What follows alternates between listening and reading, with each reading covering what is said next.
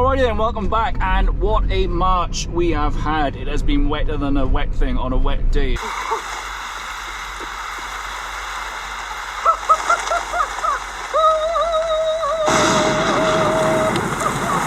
It's just been never ending, but we can't really do much about the weather. Just gotta pick and choose the job. So I've said yes to a little power washing job, and yeah, as you can probably see, it's using my little old Karcher. I bought this and I was told it was a Briggs & Stratton engine.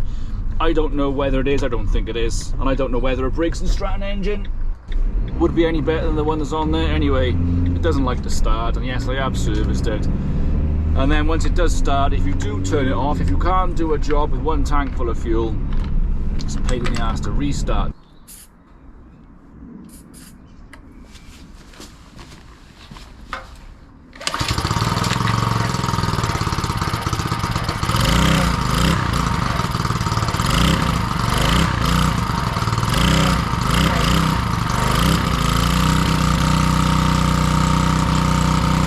I have serviced it, I've gone over it. If I took it to a shop, I might as well just buy a new one, and I has paid to get it looked at. So I always take an easy start with me, till of easy start, give it a blast, and eventually it goes.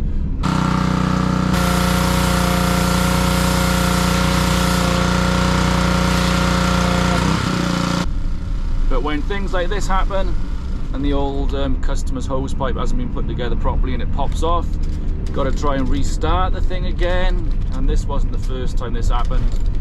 It popped off the tap end a little further down the line. So yeah, I'm not a fan of using either cheap gear, because it can be a pain to start and it can be a pain to keep running and it can break down. So I'm not a massive fan of cheap gear. By cheap gear I do mean something like Titan stuff, like you can get a 5-in-1 kind of multi-tool. Some of you might swear by them, but you can get like a 5-in-1 multi-tool engine and edge cut around and pole saw and all that for like 150 quid. I just don't know how, if you was using them day in, day out professionally, you could rely on them. And some of the Parker brand stuff, I'm not sure what it is anyway, but you know what I mean. If I'm paying £1,000 for an Echo or a Still engine and a couple of attachments, I expect it to be half tidy. If I'm paying £150 for the lot, then I don't expect it to do much more than a week's work, say maybe like a last minute thing. But yeah, using this old pressure washer is a right ball ache. So if you're gonna get into gardening, working, whatever, I suggest you try and keep your gear as new and as tidy and as good quality as possible, because let me tell you, pissing about, pulling an engine and firing easy start into it just isn't nice. It's not worth the hassle, and it looks shit. If you're a customer looking out, you're thinking, what is that idiot doing?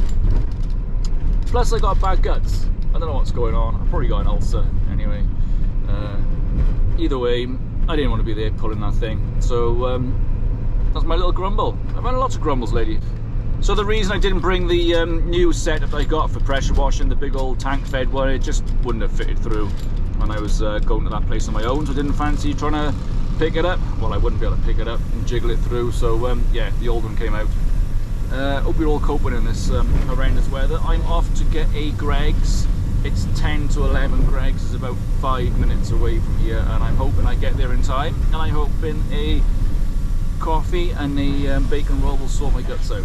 I doubt it will, but there we go. Anyway, hope you all get some nice weather soon, and I'll catch you all later. Hope you're all doing well. See ya.